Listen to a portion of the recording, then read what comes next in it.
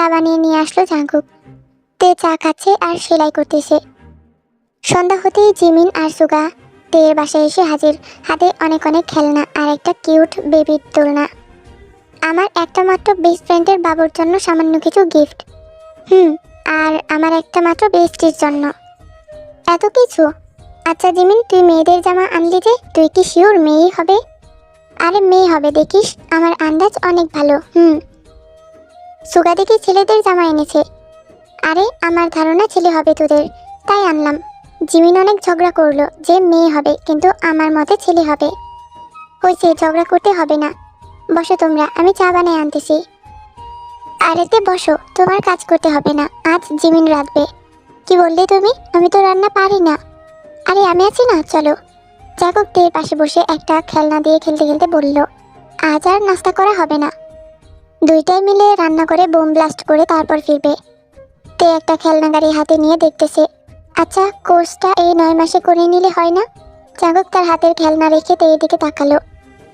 তা করাই যায়, আমি ডাক্তার রুস্তমের সাথে কথা বলে দেখতেছি। জাঙ্কুক ডাক্তার রুস্তমকে ফোন করে ব্যাপারটা সম্পর্কে জানালো। উনি বললেন গর্ভকালীন সময়ে এটা করা যাবে না। সুগা জানালো তার জানা মতে বিদেশেও এরকম হসপিটাল নেই যে অসম্ভবকে সম্ভবে পরিণত করবে। কথাটা শুনে জাঙ্কুকের কলিজা কেঁপে উঠল। এদিকে তে জিমিনের সাথে বসে বাচ্চা নিয়ে গল্প করছে। মেজাজ বিগড়ে গেল জাঙ্কুকের। রেগে রুম থেকে জ্যাকেটটা নিয়ে তার বাসার দিকে চলে গেল সে। গোটা একদিন হয়ে গেছে জাঙ্কুক তেকে একটিবারও দেখতে আসেনি। আজ অফিস বন্ধ বলে অফিসের বাহানায়ও তে জাঙ্কুককে দেখতে পারবে না। অফিসের রুমে রং করতেছে, তাই আজ কাজ নাই। তে ভাবতেছে জাঙ্কুক হঠাৎ এমন কেন করতেছে, বলা নেই কওয়া নেই, যোগাযোগ বন্ধ করে দিল। চিন্তায় থাকতে না পেরে তে বাসায় তালা দিয়ে জাঙ্কুকের বাসার দিকে চলল। বাসায় এসে দেখলো পুরো বাসা ফাঁকা, শুধু জাঙ্কুকের রুমে আলো চলতেছে। জাঙ্কুক টিভি দেখতেছে কোলে বালিশ নিয়ে। তেকে দেখে এমন ভাব করলো যেন সে একটুও খুশি হয়নি। কি ব্যাপার, আপনি আজ সারাদিনে বাসা থেকে বের হননি কেন? আমার ফোনও ধরলেন না। কেন ধরবো? তুমি থাকো তোমার বাবু নিয়ে, এমনিতেও বাবু আসলে চলে যাবা, তাই আগে থেকেই দূরত্ব রাখছি, যাতে পরে কষ্ট না হয়। কথাগুলো শুনে তে চুপ করে দাঁড়িয়ে আছে। কি এমন করে দাঁড়িয়ে আছো কেন? যাও বাসায় গিয়ে কাঁথা সেলাই করো। তে মন খারাপ করে চলে গেল। জাঙ্কুকের এবার নিজেরই খারাপ লাগতেছে, কিন্তু সে কি করবে? তার কাছে যে তে সব চাইতে বেশি ইম্পর্টেন্ট। রাত 8টার দিকে জাঙ্কুক তের বাসায় আসলো। তে তার রুমে বিছানায় গুটিসুটি দিয়ে শুয়ে আছে। তে, কি? সরি। কেন? বকেছি তাই। কথাটা বলে জাঙ্কুক তেকে জড়িয়ে ধরে শুয়ে পড়লো ওর পাশে। আমি কি করব বলো? আমি তোমাকে হারাতে চাই না, প্লিজ ডিসিশন পাল্টাও। কখনোই না। জাঙ্কুক আর কি করবে? তেকে বোঝানোর সব টেকনিকই অ্যাপ্লাই করে ফেলেছে, তাও লাভ হলো না। শেষে বাধ্য হয়ে তেকে জড়িয়ে ঘুমিয়ে পড়লো সে। রাত 9টা 45-এর দিকে তে উঠে রান্না করে এসে জাঙ্কুকের জন্য খাবার নিতেছে। তে উঠে যাওয়ার পরপরই জাঙ্কুকও উঠে গেছিল। গাল ফুলিয়ে সবাই বসে টিভি দেখতেছে এখন সে। টাইম স্কিপ দেখতে দেখতে কখন যে 6টা মাস হয়ে গেল বোঝাই গেল না। এখন আপাতত জাঙ্কুকই অফিসে যাইতেই যায় না, তার ছুটি মাতৃকালীন। একটু আগেই ছুটি পেয়েছে। প্রাইভেট কোম্পানি তো, যতদিন কাজ করবে না ততদিন বেতন পাবে না। জাঙ্কুক আর তে সেটাতেই রাজি হলো। জাঙ্কুক এখন সংসার চালায়, তে বাসায় থাকে সারাদিন। আজ মাসের 1 তারিখ। জাঙ্কুক আর তে রেডি হচ্ছে, মোহনগঞ্জ যাবে। বাবার কড়া আদেশ, তে 1 মাস মোহনগঞ্জে থাকবেই থাকবে। তে সেই শাড়িটা পরেছে যেটা জাঙ্কুকের মা রেখে গিয়েছিলেন তের জন্য। আজ 6 মাস, তাই নিয়ম মাফিক সে এটা পরেছে। আয়নার সামনে দাঁড়িয়ে পেটে হাত দিয়ে চেয়ে আছে সে। জাঙ্কুক একটা পাঞ্জাবি পরে হাতে 2টা ট্রলি ব্যাগ নিয়ে সেই কখন থেকে তাকিয়ে আছে দাদা দাদির বাসার দিকে।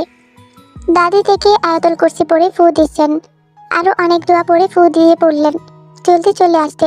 ঢাকার হসপিটাল ভালো, চিকিৎসাও ভালো। তে বলল ডাক্তার রুস্তম অপারেশন করবে এখানেই, তারা জলদি চলে আসবে। জাঙ্কুক রাফির সাথে কথা বলে তার বাসায় ল্যাপটপে ওয়ার্ক হোম করবে, এটা বলে সে আপাতত মানিয়েছে। যদি বেশি দরকার হয় তাহলে তেকে করে সাথে নিয়ে চলে আসবে ঢাকায়। বাবার কথা মতো 1 মাস থাকা কোনো মতেই সম্ভব না। কদিন থেকেই চলে আসতে হবে, না হলে চাকরিটা যাবে। আর এখন জাঙ্কুকের মাস্টার্স কমপ্লিট। সে এখন তের সাথে ঝগড়া লাগলেই বলে ঠিক করে কথা বলবা, আমি তোমার চেয়ে অধিক শিক্ষিত। তেও কিছু বলতে পারে না। মাঝে মাঝে মনে মনে ভাবে জাঙ্কুকের থেকে বয়সে এত ছোট না হলেও পারত। এই এক পয়েন্টের জন্য তে ঝগড়ায় হেরে যায় বারবার। ট্রেনে বসে তে বাইরের দিকে তাকিয়ে পেটে হাত দিয়ে বলতেছে, আমার বাবু, আজ আমরা প্রথমবার তোমাকে নিয়ে তোমার দাদু বাড়ি যাচ্ছি, তোমার কেমন লাগছে? আমি বলি, আপনি কি বলবেন? ওর কেমন লাগছে আপনি জানবেন কি করে? ওর ভালো লাগছে না, কারণ ওর বাবার অফিস বাদ দিয়ে যেতে হচ্ছে।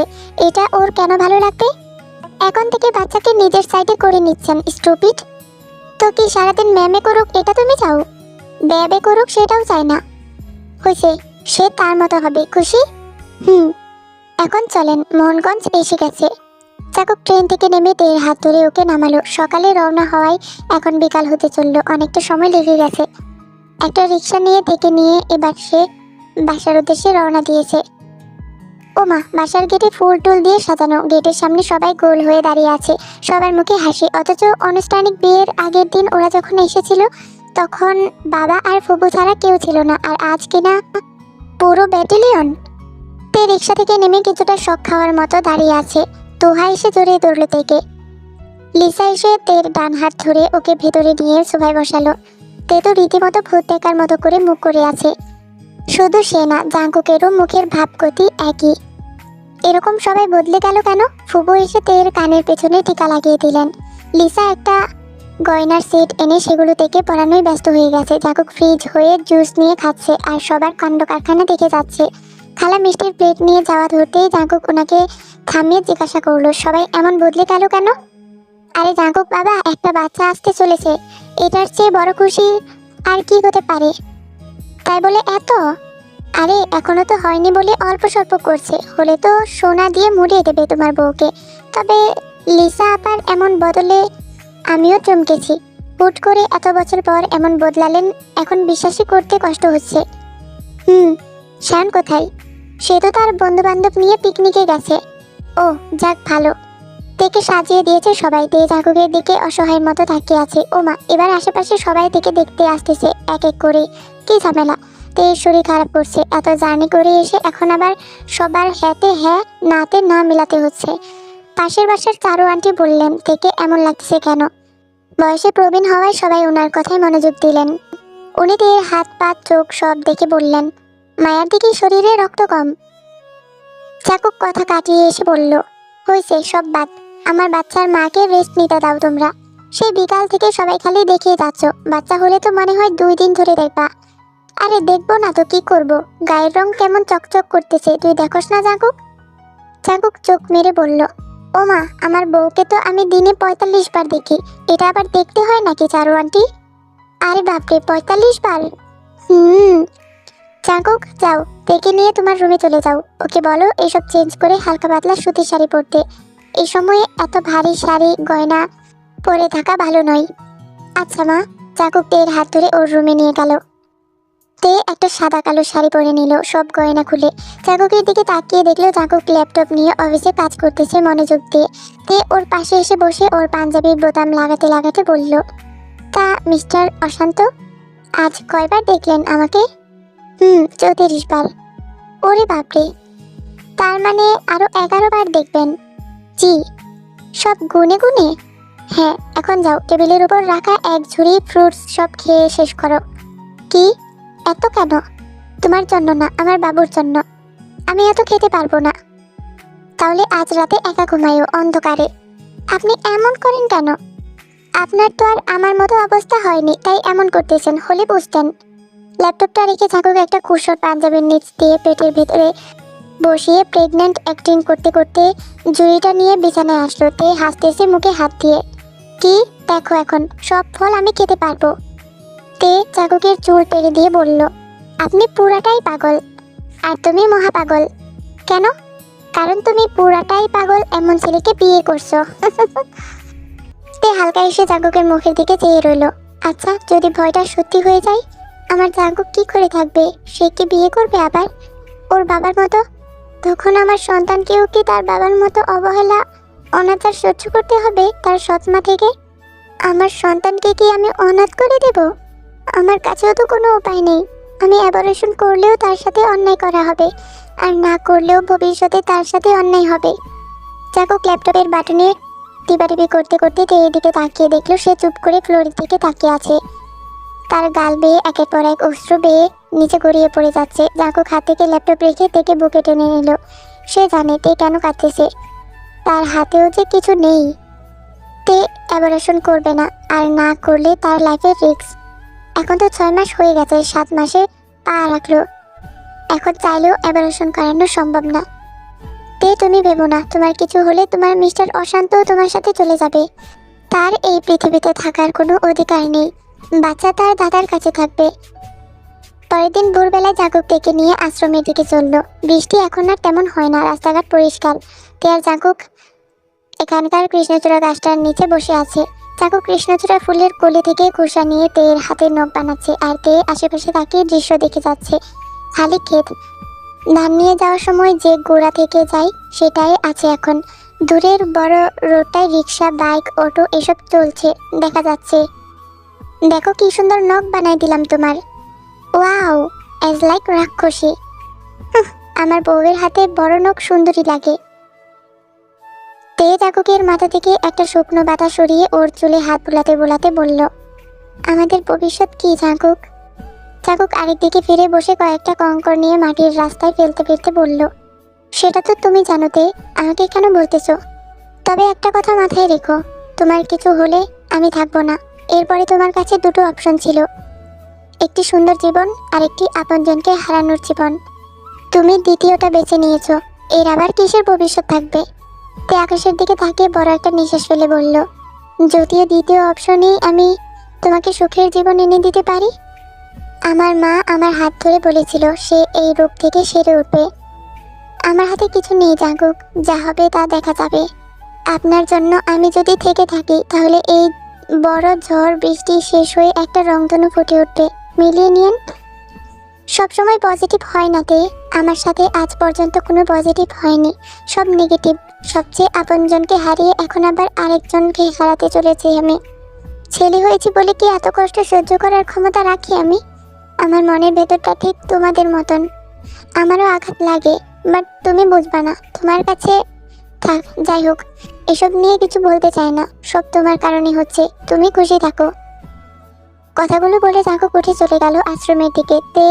উঠে দাঁড়িয়ে চোখ মুছে বলল, আমি তো কতদিন পরেই চলে যাব, তাহলে এই কদিন ভালোবাসবে না আমায়? কথাটা শুনে জাঙ্কুক থেমে গেল। এদিকে পেছন ফিরে তাকানোর শক্তিও তার নেই। হাঁটু গেড়ে সেই জায়গাতেই বসে গেল সে। দুহাত দিয়ে মাথা ধরে এক চিৎকার দিল। তার জায়গায় দাঁড়িয়ে কাঁদতেছে, জাঙ্কুকও কাঁদতেছে।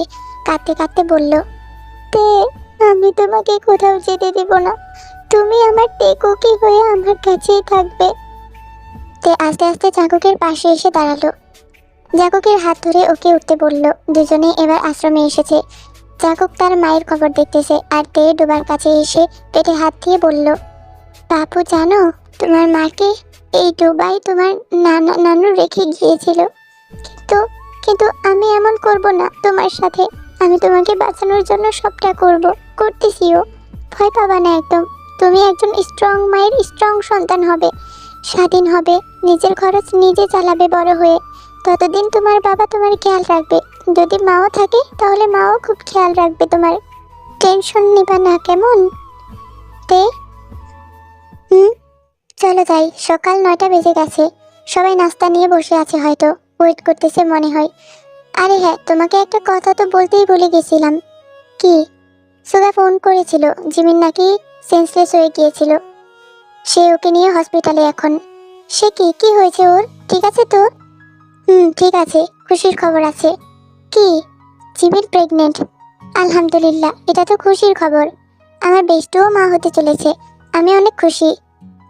জাঙ্কুক হাত ধরে হাঁটতে হাঁটতে বলল, সব ঠিকঠাক থাকলে আমাদের বাবুর সাথে জিমিন আর সুগার বাবুর বিয়ে দেব, দেখো। তারপর আমি আর সুগা হব বেয়াই। আচ্ছা দিয়েন।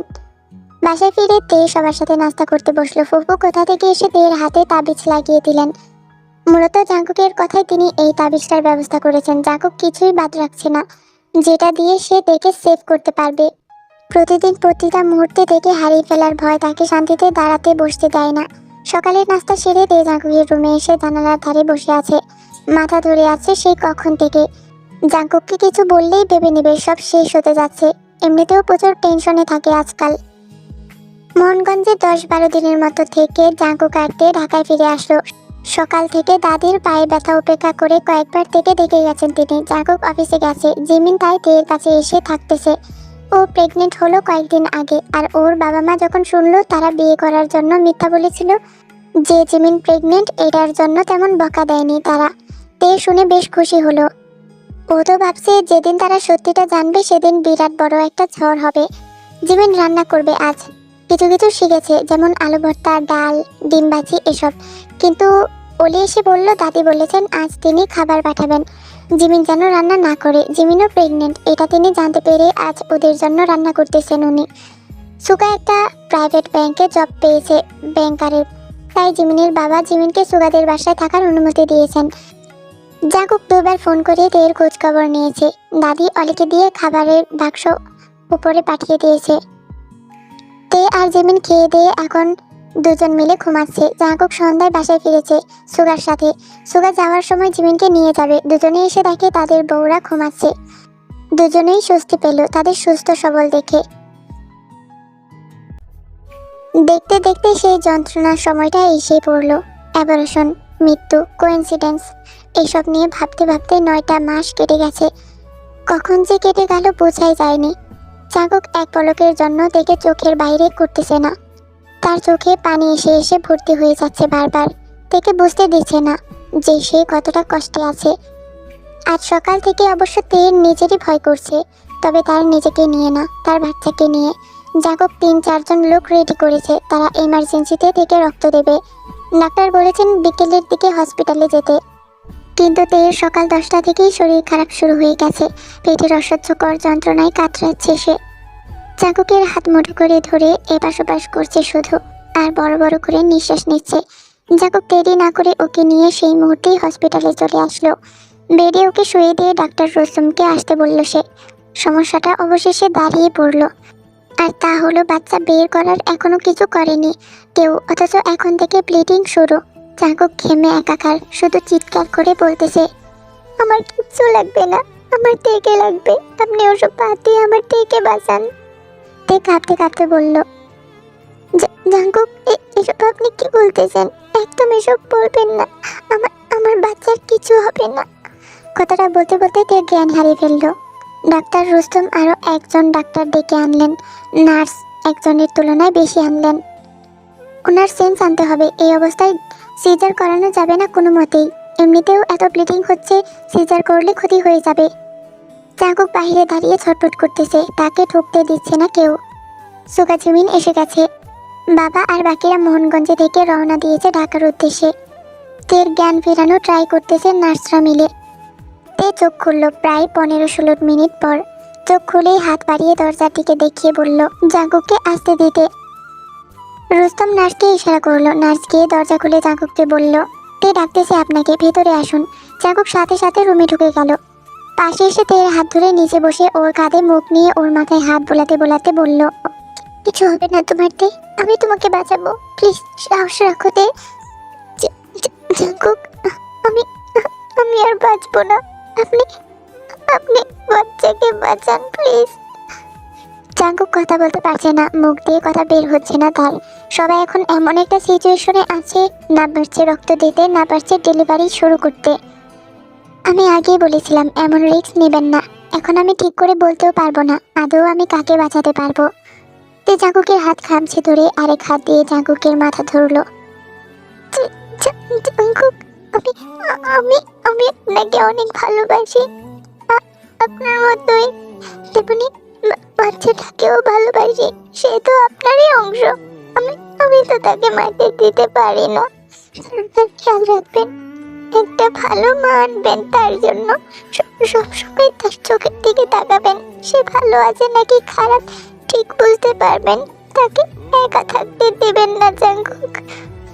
তে প্লিজ এসব বলা বন্ধ করো। ডাক্তার ডাক্তার আপনার কিছু করছেন না কেন? আমার থেকে বাঁচান ব্যাস, আর কোনো দিকে কনসেন্ট করতে হবে না আপনাদের। আপনি রক্তের ব্যবস্থা করুন, আমরা আমাদের মতো কাজ চালু করছি। জাঙ্কুক চোখ মুছে তের দিকে তাকিয়ে ওর কপালে চুমু দিয়ে বেরিয়ে গেল। তে জাঙ্কুককে ঝাপসা দেখছে। কালো জ্যাকেট পরা ছেলেটি দৌড়ে দৌড়ে চলে যাচ্ছে রুম থেকে। আর কখনো কি একে একটা বারো দেখার সুযোগ হবে? তে চোখ মুছে বড় একটা শ্বাস নিল, তারপর রুস্তমের দিকে চেয়ে বলল আমি কি বলবো শুনুন, আপনারা বাচ্চাকে বাঁচান। আমাকে আজ বাঁচালে আমি কাল না হয় পরশু এমনিতেই মারা যাব, এটা খুব ভালো করে জানেন আপনি। যে মারা যাবে তার জন্য একটা নিষ্পাপ প্রাণকে মেরে কি উপকার হবে? সে আমার বাচ্চা, এটা আমার জীবন, আমার অধিকার সবচাইতে বেশি এসব ব্যাপারে ডিসিশন নেওয়ার। তাই আপনি আমার কথা বাদ দিয়ে আমার বাচ্চাকে বাঁচান। আমার শরীর থেকে সব রক্ত চলে যাচ্ছে। 8-9 ঘন্টা ধরে এক প্যাক রক্ত দিলে আপনার কি মনে হয় আমি বাঁচবো? বাঁচবো না। তাহলে এই অনিশ্চিত জীবনের উপর নির্ভর করে আপনি আমার সন্তানকে মারতে পারেন না। আপনি আমার সন্তানকে বাঁচান এখন।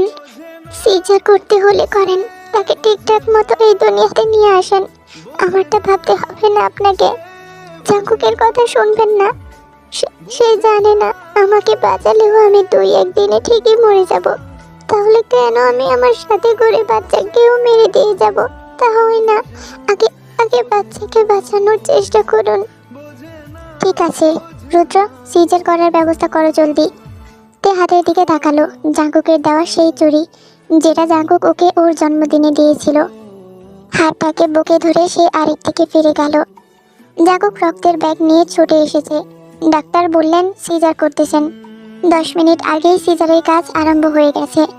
জাঙ্কুক চিৎকার করে রুমে ঢুকতে যেতেই সুগা আর বাকিরা মিলে ওকে আটকালো।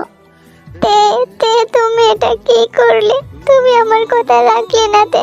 আমি বাঁচবো না তে, আমি বাঁচবো না। তুমি তুমি কেন করলে এটাতে? আমি কিভাবে বাঁচবো তে? আমি বাঁচবো না। সুগা চিমিনও কাঁদতেছে। জাঙ্কুককে সামলানো কঠিন হয়ে যাচ্ছে। জাঙ্কুক চিৎকার করে শুধু একটা নামই নিচ্ছে, আর সেটা হলো তে তে, শুধুই তে। তের কানে আওয়াজ যাবে না, কারণ তাকে অবশ হওয়ার ইনজেকশন দিয়ে দেওয়া হয়ে গেছে। বোঝে না সে, বোঝে না, বোঝে না সে, বোঝে না, বোঝে না সে, বোঝে না, বোঝে না সে, বোঝে না, বোঝে না, বোঝে না, বোঝে না, বোঝে না, বোঝে না, বোঝে না। তো হে আমি পাখিগণ, গল্পের আর একটা পর্ব হবে।